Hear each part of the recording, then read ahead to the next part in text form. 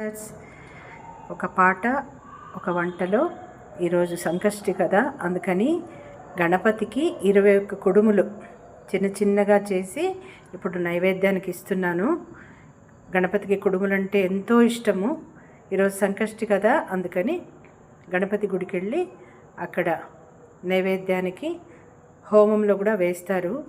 ఇది చాలా మంచిది. హోమంలో వేస్తే ఏమన్నా మనసులో ఒక కోరిక కోరుకుని కుడుములుగా చేసి హోమంలో వేస్తే మనం ఏమనుకుంటే అది అవుతుందని అంటారు గణేష దేవస్థానంలో.